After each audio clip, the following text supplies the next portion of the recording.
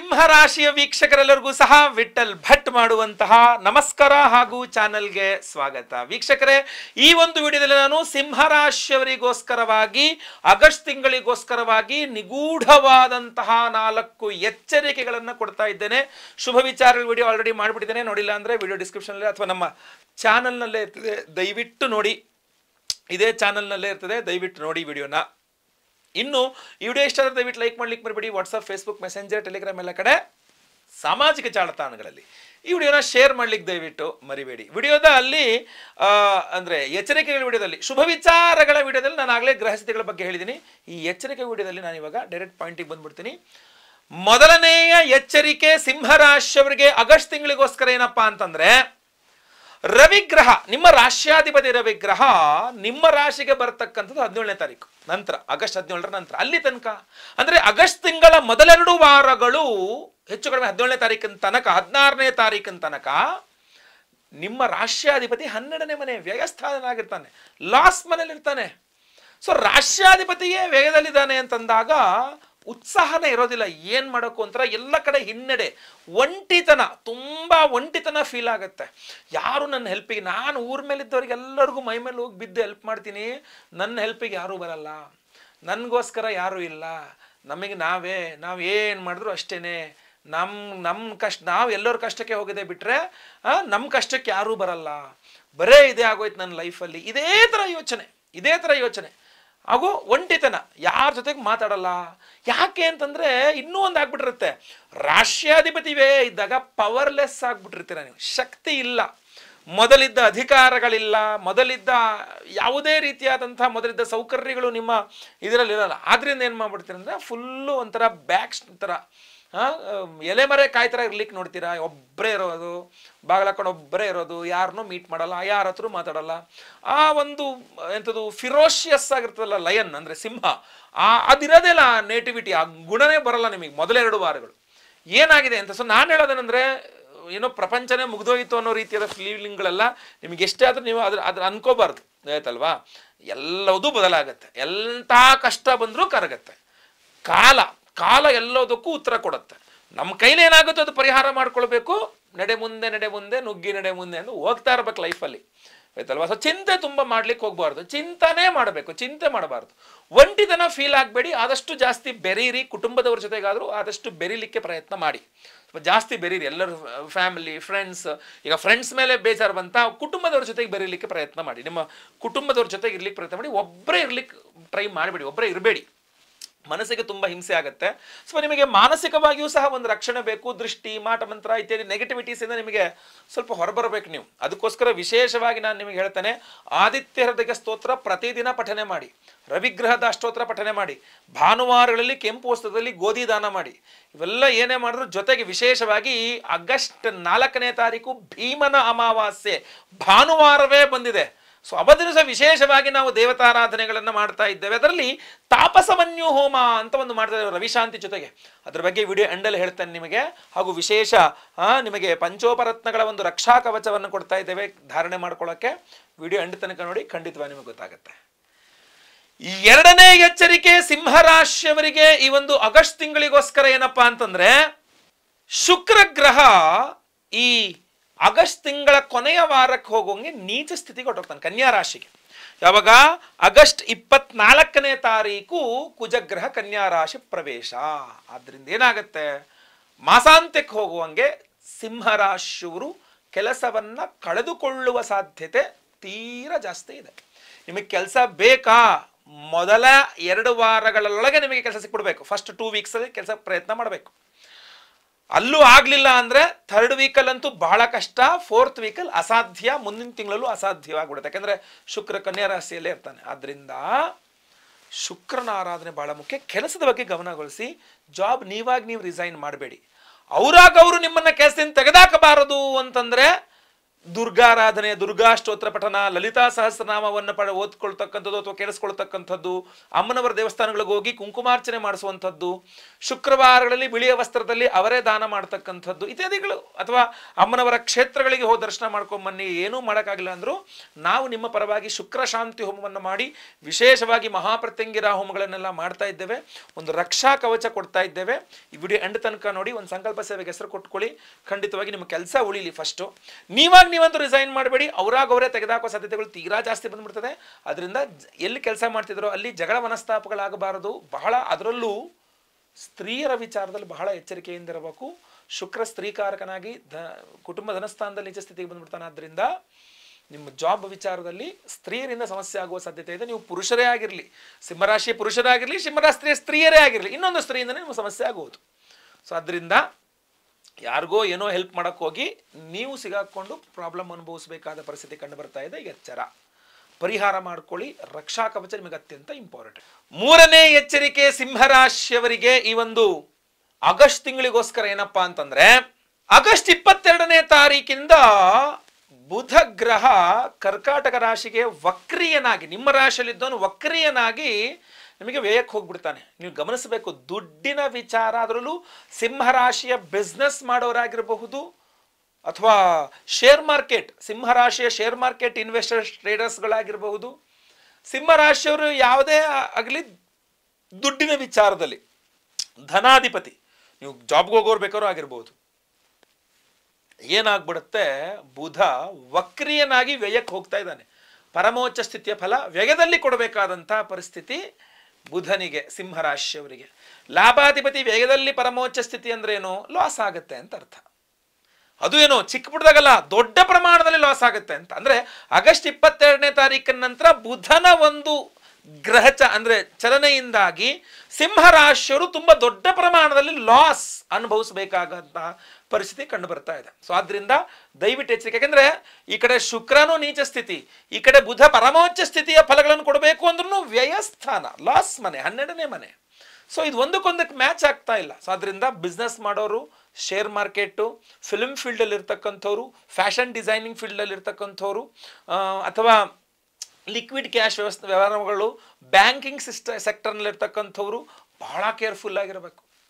ಅದರಲ್ಲೂ ದುಡ್ಡು ವಿಚಾರದಲ್ಲಿ ಬಹಳ ಕೇರ್ಫುಲ್ ಆಗಿರಬೇಕು. ದುಡ್ಡನ್ನು ಕಳೆದುಕೊಳ್ಳುವ ಸಾಧ್ಯತೆಗೆ ಜಾಸ್ತಿ ಕಂಡು ಬರ್ತಾ ಇದೆ. ಸೊ ಇದನ್ನು ಯಾವ ರೀತಿಯಲ್ಲಿ ನೀವು ತೆಗೆದುಕೊಳ್ತೀರಾ ನಿಮಗೆ ಬಿಟ್ಟಂಥ ವಿಚಾರ. ಇಲ್ಲಿ ಪರಿಹಾರಾದಿಗಳಂದರೆ ವಿಷ್ಣು ಸಹಸ್ರನಾಮವನ್ನು ಓದಿಕೊಳ್ಳುವಂಥದ್ದು, ಬುಧವಾರಗಳಲ್ಲಿ ಹಸಿರು ವಸ್ತ್ರದಲ್ಲಿ ಹೆಸರು ಕಾಳು ದಾನ ಮಾಡ್ತಕ್ಕಂಥದ್ದು, ವಿಷ್ಣು ದೇವಸ್ಥಾನಗಳಿಗೆ ಹೋಗಿ ಬುಧವಾರಗಳಲ್ಲಿ ತುಳಸಿಯಲ್ಲಿ ಅರ್ಚನೆಯನ್ನು ಮಾಡಿಸ್ತಕ್ಕಂಥದ್ದು. ಅಂದರೆ ವಿಷ್ಣು ದೇವಸ್ಥಾನಗಳಂದರೆ ನರಸಿಂಹ, ರಾಮ, ಕೃಷ್ಣ, ಈ ಥರ ರಂಗನಾಥ, ವೆಂಕಟೇಶ್ವರ, ಈ ಥರ ಬುಧವಾರಗಳಲ್ಲಿ ಹೋಗಿ ತುಳಸಿ ಅರ್ಚನೆ ಮಾಡ್ಕೊಳ್ತಾರಲ್ಲ, ಬುಧ ಶಾಂತಿ. ನಾವು ಭೀಮನ ಅಮಾವಾಸ್ಯೆ 4ನೇ ತಾರೀಕು ಆಗಸ್ಟು ನಮ್ಮ ವಿಶೇಷ ಹೋಮಗಳನ್ನು ಮಾಡ್ತಾ ಇದ್ದೇವೆ, ಹಾಗೂ ರಕ್ಷಾ ಕವಚವನ್ನು ಕೊಡ್ತಾ ಇದ್ದೇವೆ. ಸಂಕಲ್ಪ ಸೇವೆಗೂ ಕೊಟ್ಕೊಳ್ಬಹುದು. ನಿಮ್ಮ ಕೈಯಲ್ಲಿ ಯಾವುದಾಗುತ್ತೋ ಅದನ್ನು ಮಾಡಿ, ಖಂಡಿತವಾಗಿ ಒಳ್ಳೆಯದಾಗಲಿ. 4ನೇ ಎಚ್ಚರಿಕೆ ಸಿಂಹರಾಶಿಯವರಿಗೆ ಈ ಒಂದು ಆಗಸ್ಟ್ ತಿಂಗಳಿಗೋಸ್ಕರ ಏನಪ್ಪಾ ಅಂತಂದ್ರೆ, ಕುಜಗ್ರಹನ ಸಂಚಾರವನ್ನು ಗಮನಿಸಬೇಕು. ಕುಜಗ್ರಹ ಲಾಭ ಸ್ಥಾನಕ್ಕೆ ಬರ್ತಾನೆ ಕೊನೆಯ ವಾರದಲ್ಲಿ, ಅಂದ್ರೆ 26ನೇ ತಾರೀಕು. ಅದಕ್ಕಿಂತ ಮುಂಚೆ ಅಂದ್ರೆ ಮೊದಲ 3 ವಾರಗಳು ಕುಜಗ್ರಹ ಕರ್ಮಸ್ಥಾನದಲ್ಲಿರ್ತಾನೆ, 10ನೇ ಮನೆಯಲ್ಲಿರ್ತಾನೆ. 10ನೇ ಮನೆಯಲ್ಲಿ ಕುಜ ಇದ್ದಾನೆ. ಕುಜ ನಿಮಗೊಂದು ಸ್ವಲ್ಪ ಉಗ್ರತೆಯನ್ನ, ಸಿಟ್ಟನ್ನು ಕೊಡ್ತಕ್ಕಂಥವನು. ಅರ್ಥ ಆಯ್ತಲ್ವಾ? ಸೊ ಏನಾಗ್ಬಿಡುತ್ತಪ್ಪ ಅಂತಂದ್ರೆ, ಈ ಕುಜನಿಂದಾಗಿ, ಯಾಕೆಂದ್ರೆ 17ನೇ ತಾರೀಕಿನ ನಂತರ ನಿಮ್ಮ ರಾಶಿಗೆ ರವಿ ಬಂದ್ಬಿಡ್ತಾನೆ. ಸೊ ವ್ಯಯದ ರವಿಯ ಸಮಸ್ಯೆಗಳ ಪರಿಹಾರ ಆಯಿತು ಅಂತಂದ್ರು, ನಿಮ್ಮ ರಾಶಿಗೆ ರವಿ ಬಂದಾಗ ನೀವು ಒಂದು ಸ್ವಲ್ಪ ಪವರ್ಫುಲ್ ಆಗಿಬಿಡ್ತೀರಾ. ಜೊತೆಗೆ ಕರ್ಮಸ್ಥಾನದಲ್ಲಿ ಕುಜ ಇದ್ದಾನೆ ಅಂತಂದಾಗ ಅದನ್ನ ಕೆಲಸದಲ್ಲಿ ತೋರ್ಸೋಕೆ ಹೋಗ್ತೀರಾ. ಅಂದ್ರೆ ನಿಮ್ಮ ಜೊತೆ ಕೆಲಸ ಮಾಡೋರು, ನಿಮ್ಮ ಸಬಾರ್ಡಿನೇಟ್ಸ್, ನಿಮ್ಮ ಕೆಳಗಡೆ ಕೆಲಸ ಮಾಡೋರು, ಅಥವಾ ನಿಮ್ಮ ಹೈಯರ್ ಅಥಾರಿಟೀಸಿಗೆ ಕೂಡ ಏನ್ರಿ ಇವಾಗ ಅನ್ನೋ ರೀತಿಯಲ್ಲಿ ಮಾತಾಡೋಕೆ ಹೋಗ್ಬಿಡ್ತೀರಾ. ಸೊ ಇದೇನಾಗುತ್ತೆ, ಒಂದು ಉಗ್ರ ವಾತಾವರಣವನ್ನು ತೋರಿಸ್ತಾ ಇದೆ. ಸಿಂಹರಾಶಿಯವರು ಎಲ್ಲಿ ಕೆಲಸ ಮಾಡ್ತಾರೋ ಅಲ್ಲಿ ಆಗಸ್ಟ್ ತಿಂಗಳ ಮೊದಲ 2-3 ವಾರಗಳು ತುಂಬ ಉಗ್ರ ಸ್ಥಿತಿಯಲ್ಲಿರುತ್ತೆ. ಒಂಥರ ಬಿಸಿಯಾದ ವಾತಾವರಣ ಇರುತ್ತೆ, ತಿಳಿಯಾದ ವಾತಾವರಣ ಅಲ್ಲ, ಸ್ವಲ್ಪ ಉಷ್ಣದ ವಾತಾವರಣ. ಸ್ವಲ್ಪ ಏನೊಂಚೂರು ಮಾಡಿದ್ರೆ ಕಿಡಿ ಹತ್ಕೊಂಡ್ರೆ ಬೆಂಕಿನೇ, ಆ ಥರದ ವಾತಾವರಣ. ಅಥವಾ ಜಗಳಿಗೆ, ಏನು ಆಫೀಸಲ್ಲಿ ಸಿಕ್ಕಾಪಟ್ಟೆ ಜಗಳಗಳು ಸರ್, ಏನು ಆಫೀಸಲ್ಲಿ ಸಿಕ್ಕಾಪಟ್ಟೆ ಟೆನ್ಷನ್ನು, ಆಫೀಸಲ್ಲಿ ಏನೇನೋ ಒಂದಿಷ್ಟು, ಅದು ನಿಮಗೆ ಜಾಬ್ಲೆಸ್ ಮಾಡಿಬಿಡ್ಬೋದು. ಮಾಸಾಂತ್ಯಕ್ಕೆ ಹೋಗುವಷ್ಟರಲ್ಲಿ ಶುಕ್ರ ನೀಚಾಗ್ಬಿಡ್ತಾನಲ್ಲ, ಕರ್ಮಾಧಿಪತಿ. ಸೊ ಆದ್ದರಿಂದ ನಿಮ್ ಬಹಳ ಕೇರ್ಫುಲ್ ಆಗಿರಬೇಕು. ಕುಜನ ಅಂದರೆ ನಿಮಗೆ ಒಂದಕ್ಕೊಂದು ಚೈನ್ ಲಿಂಕ್ ಥರ. ಫಸ್ಟ್ ಕುಜ ಒಂದು ಪ್ರಾಬ್ಲಮ್ ಕ್ರಿಯೇಟ್ ಮಾಡ್ತಾನೆ, ಶುಕ್ರ ನೆಕ್ಸ್ಟ್ ಅದಕ್ಕೆ ಇದು ಕೊಡ್ತಾನೆ, ಮಧ್ಯದಲ್ಲಿ ಬುಧನು ಬೇರೆ ನಿಮ್ಗಿಲ್ಲಿ ವ್ಯಯಸ್ಥಾನದಲ್ಲಿ ಪರಮೋಚ್ಚ ಸ್ಥಿತಿಗೆ ಹೋಗಿ ಸಮಸ್ಯೆಗಳನ್ನು ಕೊಡ್ತಾನೆ. ದುಡ್ಡನ್ನು ಕಳೆದುಕೊಳ್ಳುವುದು, ಯಾಕಂದ್ರೆ ಧನಾಧಿಪತಿ ಅವನೇ ಬುಧ. ಕೆಲಸದಲ್ಲಿ ಸಮಸ್ಯೆ, ಜೊತೆಗೆ ಕುಟುಂಬಾಧಿಪತಿನೂ, ಫ್ಯಾಮಿಲಿ ಸಪೋರ್ಟ್ ಸಿಗಲ್ಲ. 3ನೇ ವಾರ 4ನೇ ವಾರಕ್ಕೆ ಹೋಗುವಷ್ಟರಲ್ಲಿ ಫ್ಯಾಮಿಲಿ ಸಪೋರ್ಟೇ ಸಿಗಲ್ಲ ಸಿಂಹರಾಶಿಯವರಿಗೆ. ಸರ್ ಹೊರಗಿನವ್ರು ಏನು ಬೇಕಾದ್ರೆ ಹೇಳ್ಕೊಳ್ಳಿ ಸರ್, ನಮ್ಮ ಮನೆಯವ್ರಿಗೆ ನಮ್ಮ ಬಗ್ಗೆ ಗೊತ್ತಿಲ್ವಾ, ನಮ್ಮ ಮನೆಯವರೇ ನಮಗೆ ಸಪೋರ್ಟ್ ಮಾಡಿಲ್ಲ ಅಂದರೆ ಏನು ಗುರುಗಳೇ ಇದು ಅನ್ನೋ ಥರ ಆಗ್ಬಿಡ್ಬೋದು ವಿಚಾರ. ಆದ್ದರಿಂದ ಸ್ವಲ್ಪ ಇದೆಲ್ಲ ಪಾಸಿಂಗ್ ಕ್ಲೌಡ್ಸ್. ಆದರೆ ಆ ಸಮಯಕ್ಕೆ ಸರಿಯಾಗಿ ನೀವೊಂದು ರಕ್ಷಣೆ ಮಾಡಿಕೊಂಡಾಗ, ಒಂದು ಪರಿಹಾರ ಮಾಡಿಕೊಂಡಾಗ ಇದು ಸಮಸ್ಯೆಗಳಾಗಲ್ಲ. ಆ ವಿಶೇಷ ಪರಿಹಾರ ಏನಪ್ಪಾ ಅಂತಂದ್ರೆ, ಆಗಸ್ಟ್ 4ನೇ ತಾರೀಕು ಭೀಮನ ಅಮಾವಾಸ್ಯೆ, ವರ್ಷಕ್ಕೊಂದೇ ಸಲ ಬರ್ತಕ್ಕಂಥದ್ದು, ಅತ್ಯಂತ ಪವರ್ಫುಲ್ ಆಗಿರತಕ್ಕಂಥ ಅಮಾವಾಸ್ಯೆ. ಸೊ ಅವತ್ತಿನ ದಿವಸ ನಿಮಗೋಸ್ಕರ ಒಂದು ವಿಶೇಷ ಪರಿಹಾರವನ್ನು ಮಾಡ್ತಾ ಇದ್ದೇವೆ. ಭೀಮನ ಅಮಾವಾಸ್ಯೆ ದಿವಸದ ವಿಶೇಷ ಪರಿಹಾರ ಏನಪ್ಪಾ ಅಂತಂದ್ರೆ, ಮೊಟ್ಟ ಮೊದಲನೇದಾಗಿ ನಾವು ಅವತ್ತಿನ ದಿವಸ ಮಹಾಪ್ರತ್ಯಂಗಿರ ಹೋಮವನ್ನು ಮಾಡ್ತಾ ಇದ್ದೇವೆ. ಬಹಳ ಕಾಲದ ನಂತರ ನಮ್ಮ ಯಾಗಶಾಲೆ ವಿಶೇಷವಾಗಿ ಮಹಾಪ್ರತ್ಯಂಗಿರ ಹೋಮ ಭೀಮನ ಅಮಾವಾಸ್ಯೆಯ ಪ್ರಯುಕ್ತ. ನಿಮ್ಮ ಎಲ್ಲ ದೃಷ್ಟಿದೋಷ, ಮಾಟಮಂತ್ರ, ಶತ್ರುಬಾಧೆ ಎಲ್ಲ ಪರಿಹಾರವಾಗಬೇಕು ಅನ್ನುವಂತಹ ಒಂದು ಉದ್ದೇಶ ಅದರಲ್ಲಿದೆ, ಆಯ್ತಲ್ವಾ. ಸೊ ಆದ್ದರಿಂದ ಅದಕ್ಕೆ ಪೂರಕವಾದಂತಹ ಒಂದು ಪಂಚೋಪರತ್ನಗಳ ಒಂದು ಬ್ರಾಸ್ಲೆಟ್ ಅನ್ನು ಸಹ ಕೊಡ್ತಾ ಇದೆ. ಇದರಲ್ಲಿ 5 ವಿಧದ ವಿಶೇಷವಾದ ರತ್ನಗಳಿದ್ದಾವೆ, ಉಪರತ್ನಗಳು. ಅದನ್ನು ಎನರ್ಜೈಸ್ ಮಾಡಿ ನಿಮಗೆ ಕೊಡ್ತಕ್ಕಂಥದ್ದು ಆ ಹೋಮಗಳಲ್ಲಿ. ಈ ರತ್ನಗಳೇನು, ಹೋಮಗಳು ಯಾವುದು, ಇದನ್ನು ನಿಮಗೆ ಹೇಳ್ತಾ ಇದ್ದೇನೆ ಈಗ. ಬಹಳ ಮುಖ್ಯವಾಗಿ ಮಹಾಪ್ರತ್ಯಂಗಿರ ಹೋಮ ಮೊದಲನೇದಾಗಿ ಮಾಡ್ತಾ ಇದ್ದೇವೆ. ಎರಡನೇದಾಗಿ ಅದ್ರಲ್ಲಿ ಮಾಡ್ತಾ ಇರ್ತಕ್ಕಂಥ ನಾವು ಅಘೋರಾಸ್ತ್ರ ಹೋಮ. ಅಘೋರಾಗೆ ನಮಸ್ತುಭ್ಯಂ ಘೋರಾಘೋರಧರಾಗೆ ಚ ಘೋರ ಮೃತ್ಯು ವಿನಾಶಾಯ ಅಘೋರಾಗೆ ನಮೋ ನಮಃ. ಎಲ್ಲ ರೀತಿಯಾದಂತಹ ದುಷ್ಟಶಕ್ತಿಗಳ ಸಂಹಾರ, ಅದರಲ್ಲೂ ವಿಶೇಷವಾಗಿ ಈ ಮಾಟಮಂತ್ರಾದಿಗಳು ಮಾಡಿಬಿಟ್ಟಿದ್ದಾರೆ ಅಂತಲೋ, ಅಥವಾ ತೀರಾ ಆರೋಗ್ಯ ಬಾಧೆಗಳು ಬಂದ್ಬಿಟ್ಟಿದೆ, ತುಂಬ ಹುಷಾರಿಲ್ಲ, ಏನು ಔಷಧಿ ಮಾಡಿದ್ರು ಕೆಲಸ ಮಾಡ್ತಾ ಇಲ್ಲ ಅಂದಾಗೆಲ್ಲ ನಿಮ್ಮ ಕೈ ಹಿಡಿತಕ್ಕಂಥದ್ದು ಅಘೋರಾಸ್ತ್ರ. ಸೊ ಅದರಿಂದ ಆ ಅಸ್ತ್ರ ಮಂತ್ರದಿಂದಲೂ ಸಹ ಈ ಪಂಚೋಪರತ್ನಗಳ ಒಂದು ಬ್ರಾಸ್ಲೆಟ್ ಅನ್ನು ನಿಮಗೆ ಅಭಿಮಂತ್ರಣೆ ಮಾಡ್ತಾ ಇದೆ. ಇದರಲ್ಲಿ 5 ವಿಧದ ವಿಶೇಷವಾದಂತಹ ರತ್ನಗಳಿರುತ್ತೆ, ನೆನಪಿಟ್ಕೊಳ್ಳಿ. ನಿಮ್ಮ ಧಾರಣೆ ಮಾಡ್ಕೊಳ್ಳೋಕೆ ನೀವು ಎಡಗೈನಲ್ಲಿ ಧಾರಣೆ ಮಾಡ್ಕೊಳ್ಬಹುದು, ಅಥವಾ ನೀವು ಬಲಗೈಯಲ್ಲಿ ಬೇಕಾದ್ರೂ ಧಾರಣೆ ಮಾಡ್ಕೊಳ್ಬಹುದು, ಏನು ತೊಂದರೆ. ನಿಮ್ಮ ಆಹಾರ ಪದ್ಧತಿಗಳು, ನಾನು ನಾನ್ ವೆಜ್ ತಿಂದ್ಬಿಡ್ತೀನಿ ಗುರುಗಳೇ, ಅವೆಲ್ಲ ಏನೂ ತೊಂದರೆ ಇಲ್ಲ. ನಿಮ್ಮ ಆಹಾರ ಪದ್ಧತಿಗಳಿಗೆ ಇದಕ್ಕೆ ಸಂಬಂಧ ಇಲ್ಲ, ಅಥವಾ ಹೆಂಗಸರ ಒಂದು ಏನು ಮಾಸಿಕ ಋತುಚಕ್ರಕ್ಕೆ ಇದಕ್ಕೂ ಸಂಬಂಧ ಇಲ್ಲ. ನಾವು ಇದನ್ನ ವಿಶೇಷವಾಗಿ ಎನರ್ಜೈಸ್ ಮಾಡಿ ಕೊಡ್ತೇವೆ, ಧಾರಣೆ ಮಾಡಿಕೊಂಡ್ರೆ ಸಾಕು, ತುಂಬಾ ಪವರ್ಫುಲ್ ಆಗಿರ್ತದೆ. ಇದು 2ನೇ ಹೋಮ ಆಯಿತು. ಇನ್ನು 3ನೇ ಹೋಮ ನಾವು ಮಾಡ್ತಾ ಇರ್ತಕ್ಕಂಥದ್ದು ತಾಪಸಮನ್ಯು ಹೋಮ ಅಂತ. ಎಲ್ಲ ರೀತಿಯ ಒಂದು ಸಮಸ್ಯೆಗಳನ್ನು ನಿಮ್ಮನ್ನು ಹೊರಗೆ ತರಲಿಕ್ಕೆ ತಾಪಸಮನ್ಯು ಹೋಮ ಬಹಳ ವಿಶೇಷ. ಕೋರ್ಟು ಕಚೇರಿ ಸಮಸ್ಯೆ ಇರಬಹುದು, ತುಂಬ ಸಾಲದ ಸಮಸ್ಯೆ ಇರಬಹುದು, ಅಥವಾ ಆರೋಗ್ಯ ಬಾಧೆ ಇರಬಹುದು, ಅಥವಾ ವ್ಯಾಪಾರ ನಷ್ಟಗಳಿರಬಹುದು, ತುಂಬ ಸಮಸ್ಯೆಯಲ್ಲಿ ಸಿಕ್ಕೊಂಡ್ಬಿಟ್ಟಿದ್ದೀವಿ, ಇದರಿಂದ ಹೊರಬರಕ್ಕಾಗ್ತಾ ಇಲ್ಲ ಅಂತಾಗ ತಾಪಸಮನ್ಯು ಮಂತ್ರ. ಈ ತಾಪಸಮನ್ಯು ಮಂತ್ರದಿಂದ ನೀವು ಜಪತರ್ಪಣಾದಿ ಹೋಮಗಳನ್ನು ಮಾಡ್ತಕ್ಕಂಥದ್ದು ಸಾಮಾನ್ಯವಾಗಿ ಕಾಣ್ತೇವೆ ಹೊರಗಡೆ. ಅದೇ ವಿಶೇಷವಾದ ತಾಪಸಮನ್ಯು ಮಂತ್ರ ಹೋಮವನ್ನ ನಾವು ನಮ್ಮ ಯಾಗಶಾಲೆಯಲ್ಲಿ ಭೀಮನ ಅಮಾವಾಸ್ಯೆಯ ದಿವಸ ಮಾಡಿ ಈ ವಿಶೇಷವಾದಂತಹ ಪಂಚೋಪರತ್ನಗಳ ಒಂದು ಅಭಿಮಂತ್ರಣೆಯನ್ನು ಮಾಡ್ತಾ ಇದ್ದೇವೆ. ಅಷ್ಟೇ ಅಲ್ಲದೇ ಸ್ವಯಂವರ, ಪಾರ್ವತಿ ಹೋಮ, ಗುರುಶಾಂತಿ, ಶನಿಶಾಂತಿ ಸಹಿತ ಮಹಾ ನವಗ್ರಹ ಶಾಂತಿ ಹೋಮಗಳನ್ನು ಸಹ ಮಾಡ್ತಾ ಇದ್ದೇವೆ. ಯಾವುದು ಈ ಪಂಚೋಪರತ್ನಗಳು ಅನ್ನುವಂಥದ್ದನ್ನ ನೀವು ತಿಳ್ಕೊಳ್ಬೇಕು. ಆ ಪಂಚೋಪರತ್ನಗಳನ್ನು ಹೇಳ್ತೇನೆ ನಿಮಗೆ. ಮೊದಲನೆಯದಾಗಿ ವ್ಯಾಘ್ರನೇತ್ರ ರತ್ನ, ಒಂದೇ ಒಂದು ವ್ಯಾಘ್ರನೇತ್ರ ರತ್ನವನ್ನ ಇದರಲ್ಲಿ ನೀವು ಕಾಣಬಹುದು. ಇದರ ನಂತರ ನಾವು ಜ್ವಾಲಾಮುಖಿ ರತ್ನಗಳನ್ನು ಸೇರಿಸಿದ್ದೇವೆ. ಈ ಭೂಮಿ ಒಳಗಡೆಯಿಂದ ಏನು ಜ್ವಾಲಾಮುಖಿ ಸ್ಫೋಟ ಆಗುತ್ತಲ್ಲ, ಆ ಹೊರಗೆ ಬಂದಂತಹ ಜ್ವಾಲಾಮುಖಿ ಕಲ್ಲಾಗಿ ರತ್ನವಾಗಿ ಮಾರ್ಪಾಡಾಗತ್ತೆ. ಸೊ ಆ ಒಂದು ರತ್ನಗಳನ್ನು ನಾವು ಜ್ವಾಲಾಮುಖಿ ರತ್ನಗಳು ಅಂತ ಕರಿತೀವಿ. ಈ ವ್ಯಾಘ್ರನೇತ್ರ ರತ್ನ ಎಲ್ಲ ದೃಷ್ಟಿ ದೋಷಗಳನ್ನು ಪರಿಹಾರ ಮಾಡಿದ್ರೆ, ಜ್ವಾಲಾಮುಖಿ ರತ್ನ ಎಂಥ ಪವರ್ಫುಲ್ ಮಾಟಮಂತ್ರ ಇದ್ರೂ ಆ ಸಮಸ್ಯೆಯನ್ನು ಅಲ್ಲೇ ಪರಿಹಾರ ಮಾಡಿ ಹಾಕ್ಬಿಡುತ್ತೆ. ಸೊ ಅದರಿಂದ ಮಹಾಪ್ರತ್ಯಂಗಿರ ಹೋಮದಲ್ಲಿ ಜ್ವಾಲಾಮುಖಿ ರತ್ನಗಳ ಅಭಿಮಂತ್ರಣೆ ಅಂತಂದ್ರೆ ಅದರ ಪವರ್ ಡಿಫರೆಂಟ್, ಅದು ಬಹಳ ವಿಶೇಷವಾದ ಶಕ್ತಿ. ಅದ್ರ ಜೊತೆಗೆ ನಾವು ಮುಂದೆ ಬರ್ತಕ್ಕಂಥದ್ದು ಚೈತನ್ಯ ರತ್ನಗಳು ಅಂತ. ಈ ನೀಲಿ ಬಣ್ಣದಲ್ಲಿ ಕಾಣ್ತಾ ಇರತಕ್ಕಂಥದ್ದು ಚೈತನ್ಯ ರತ್ನಗಳು ಅಂತ ಕರಿತೀವಿ. ಒಂದು ಅದ್ಭುತವಾದಂತಹ ಒಂದು ಜ್ಞಾನವನ್ನು ನಿಮಗೆ ಕೊಡುತ್ತೆ. ನಾವು ಎಲ್ಲಿ ತಪ್ಪು ಮಾಡ್ತಾ ಇದ್ದೀನಿ, ಎಲ್ಲಿ ತಪ್ಪು ಮಾಡ್ತಾ ಇಲ್ಲ, ಅಥವಾ ನಾನು ತಗೊಳ್ಳೋ ನಿರ್ಧಾರ ಸರಿನಾ, ಬಹಳಷ್ಟು ಒಂದು ಅವೇರ್ನೆಸ್ ಇಲ್ಲದೇ ನೀವು ಬಹಳ ಸಮಸ್ಯೆಗಳನ್ನ ಎದುರಿಸ್ತಾ ಇರ್ತಾರೆ. ನಿಮ್ಮ ಶಕ್ತಿಯೇ ನಿಮಗೆ ಗೊತ್ತಿರೋದಿಲ್ಲ. ಹನುಮಂತ ದೇವರಿಗೂ ಅದೇ ಆಗಿತ್ತಂತ, ಅವರ ಶಕ್ತಿ ಅವ್ರಿಗೆ ಗೊತ್ತಿರಲಿಲ್ವಂತೆ. ಸೊ ಹಾಗೆ ಈ ಒಂದು ನಿಮ್ಮಲ್ಲಿ ಒಂದು ಅವೇರ್ನೆಸ್ ಕ್ರಿಯೇಟ್ ಮಾಡಬೇಕು, ಒಂದು ಜ್ಞಾನವನ್ನು ಕೊಡಬೇಕು ಅಂತಂದಾಗ ಈ ವಿಶೇಷವಾದಂತಹ ಚೈತನ್ಯ ರತ್ನಗಳೇನಿದೆ ಇದು ನಿಮಗೆ ತುಂಬ ಹೆಲ್ಪ್ ಮಾಡುತ್ತೆ. ಸೊ ಅದು ಮೂರನೆಯ ಪ್ರಧಾನವಾದ ಉಪರತ್ನ, ಪಂಚವರತ್ನಗಳಲ್ಲಿ ಮೂರನೇ ಪ್ರಧಾನವಾದ ಉಪರತ್ನ.